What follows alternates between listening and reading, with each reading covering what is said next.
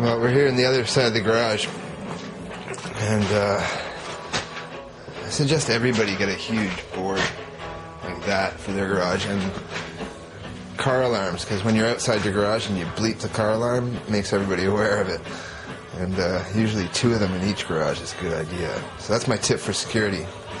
What we're looking at here is the Victor project.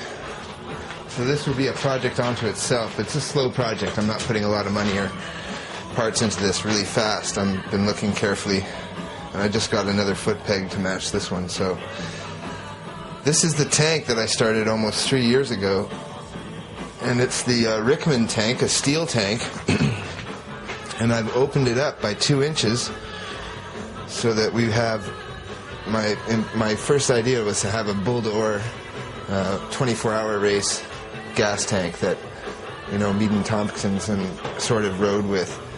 And I'm not sure, I might fill in the Rickman part and put in BSA, of course, but I think that BSA Rickman might be okay too, but it's just a gas tank. It's not an engine by Rickman, so that's a fakie sort of. But this tank will hold probably around, I'm guessing around 4 gallons, maybe 3.5, 4 gallons. And it's much bigger than the Spitfire Firebird tank, which is steel as well.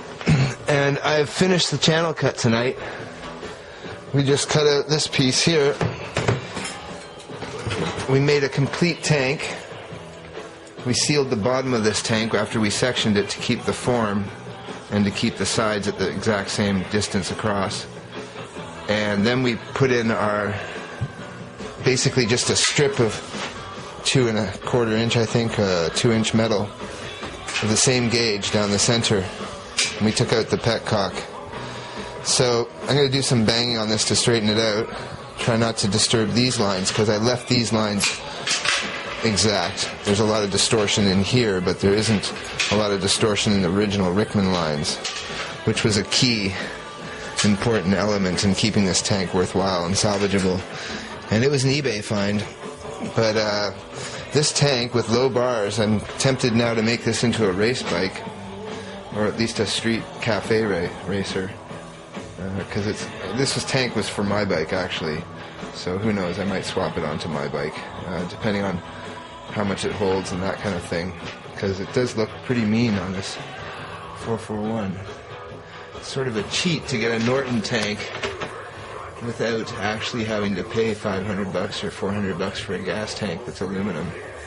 This has got that Triton look to it to a certain extent, which I wouldn't doubt influenced Rickman when he designed these tanks. So we're going to put the clutch together on this bike this week, hopefully. But it's a really nice gas tank, and it took a long time to figure out how to place it on the spine of the 441 and where to cut it, because you don't want to be cutting it too many times. I've got a lot of precise TIG welding to do to fill up some pocketed holes that were... I had somebody else try to weld it before I had gotten better, and they burned a bunch of holes in it, so put me back a couple of steps. So there you go, and this will be the view when you're riding it. It's quite racy if we were down here. And we'll have maybe we'll put the center, I'm not sure yet, but probably best to have it here for the hose or the actual nozzle. But on my bike this would be pretty nice as well. You definitely sit into the seat, much like a Ducati or a Laverda or something. BMW almost, but not quite. It has a lot nicer lines, the Rickman tank, than BMW tank in my opinion. It's got the knee cut out, so there you go. That's my build.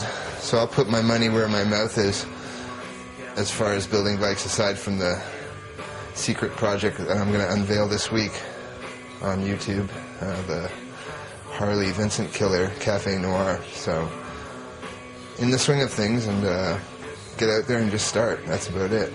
If you don't start, you won't get encouragement to do any more. So there you go, steel Rickman tank, section widened and modified and customized, I guess you'd call it. Might Emron it, but I doubt it.